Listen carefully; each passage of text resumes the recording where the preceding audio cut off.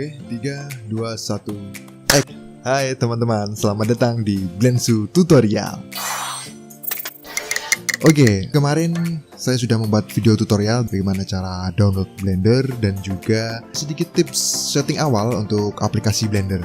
Jika teman-teman memang belum melihat video tersebut, kalian bisa mengklik di link di atas ini. Kita lanjutkan sambungan dari tutorial yang kemarin. Kalian kan sudah menginstalnya, kemudian sudah men-setting beberapa settingan-settingan kecil yang umum digunakan, dan sekarang waktunya adalah mempelajari user interface Blender. Jadi di sini saya akan membahas tampilan atau user interface dari Blender, dan di sini sangat banyak dan kemungkinan video ini akan menjadi dua part agar durasinya tidak terlalu panjang.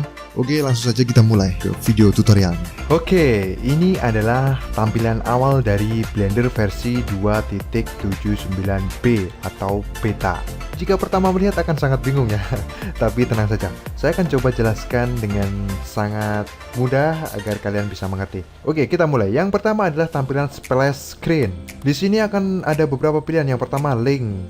Link ini jika kalian klik akan keluar dari Blender dan akan masuk ke browser kalian, di mana kalian akan masuk ke bagian web donasinya, kemudian kredit, ada juga release lognya, ada juga manual. Di sampingnya kemudian ada juga recent. Recent ini ketika kalian nanti sudah membuat sebuah beberapa project, dan project itu kalian save, maka akan secara otomatis tampil di sini. Jadi agar ya memudahkan kalian lah setelah kalian mengerjakan, kemudian besoknya ingin mengerjakan lagi bisa tinggal klik. Namun kekurangannya di sini hanya memuat 5 ya. Tapi kalian nanti bisa mencarinya di bagian file ini. Oke. Dan satu lagi yaitu di bagian interaction. Ada 3 pilihan. Yang pertama yaitu Blender defaultnya, kemudian ada juga 3ds Max dan juga Maya. Ini fungsinya adalah jika kalian transisi dari pengguna 3ds Max kemudian dari pengguna Maya pindah ke Blender, kalian bisa memilih dari dua opsi ini.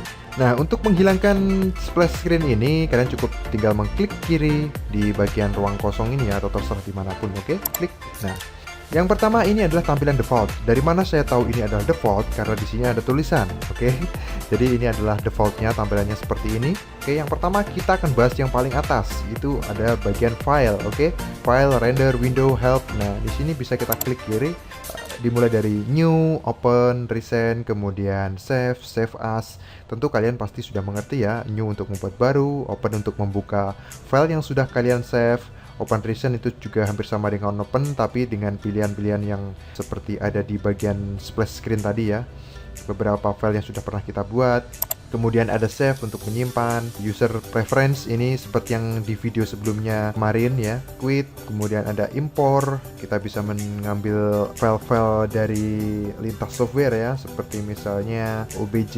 Kemudian ada juga SVG, ini dari formatnya ini Inkscape ya. Export, kita bisa mengekspor menjadi 3ds Max juga, menjadi FBX. Seperti itu. Oke, lanjut ke sampingnya, render. Di sini ada render image, render animation. Nah, kemudian lanjut ke window. Window di sini menunya adalah untuk meng-save screenshot, kemudian membuat sebuah video. Jadi video di record di bagian ini juga bisa untuk menduplikasi Windows. Dan di help ya seperti pada umumnya lah. Ada manualnya, kemudian yang sama seperti di bagian splash screen tadi. Di video ini saya sudah mempersiapkan beberapa file, di mana file ini saya gunakan untuk kalian bisa lebih mudah dalam mempelajari atau memahami user interface Blender. Jadi memberikan contoh atau pengaplikasian dari user interface di Blender itu. Nah, jadi di sini sudah saya persiapkan objek, jadi agar kalian bisa mengerti. Jadi yang dimaksud dari 3D view, nah jadi menampilkan 3D, objek 3D yang sudah kalian buat. Nah, di sini saya mempunyai objek 3D, jadi kalian bisa melihat-lihat di bagian 3D view ini. Oke, dan ini saya membuat sebuah karakter anime Mikasa Ackerman ya. Ackerman atau Ackerman ya. Oke, lanjut. Di bagian sebelah sini yang atas ini namanya outliner. Outliner ini coba kita perbesar ya di bagian yang ini. Letakkan kursor kalian di bagian garis ini sampai terbentuk. Nah, seperti itu. Oke, kita klik kiri kemudian tarik ke kiri. Kemudian yang bagian ini kita juga klik kiri, kita tarik ke bawah. Nah, jadi terlihat semua kan.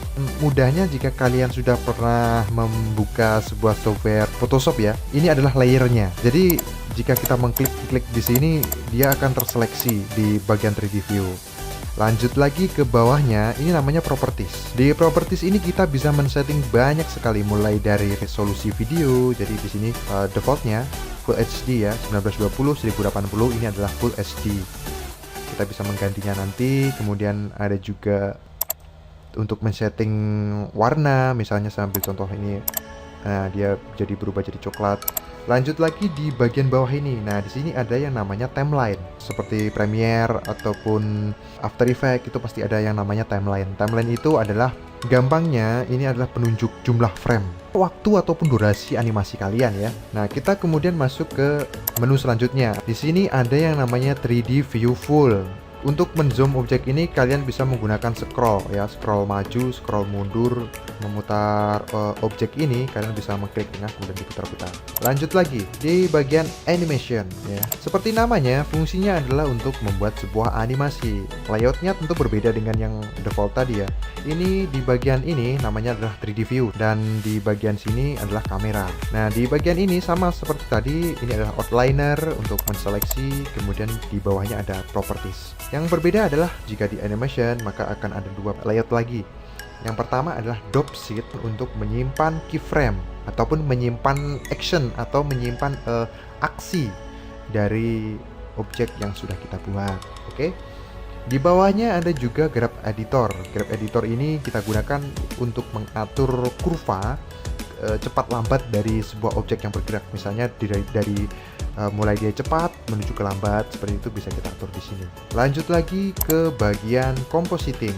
Nah, compositing ini tidak beda jauh dengan software editing foto seperti Photoshop, tapi lebih diperuntukkan untuk mengatur intensitas warna, intensitas kontras, dan juga saturasi dari hasil render ataupun 3D yang kalian miliki. Nah, ini kalian bisa melihat tampilannya di sini. Ini namanya adalah UV Image Editor. Mode kameranya di bagian ini adalah timeline. Nah, di sini adalah compositing atau node editor. Itu ada di sini. Jadi kita bisa mengatur misalnya dibuat lebih kuning. Di preview ini dia lebih kuning. Kemudian saya buat lebih misalnya lebih ke biru-biruan. Seperti itu. Kemudian kita bisa mengatur gelap terang dari hasil render ini seperti ini.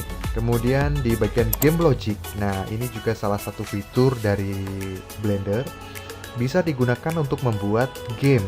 Layout game saya tidak bisa memberikan contoh karena memang saya berfokus di animasi bukan di pembuatan developer game. Jadi untuk teman-teman yang memang masih penasaran bagaimana hasil dari game menggunakan Blender, kalian bisa searching di Google. Nah, untuk pengenalan layout saya stop sampai di sini dulu. Saya akan lanjutkan ke part yang selanjutnya karena saya takutnya durasinya kepanjangan ya. Jadi jika teman-teman ingin melihat part selanjutnya, silahkan klik video ini. Dan sekian untuk part ini, saya akan lanjutkan ke part selanjutnya.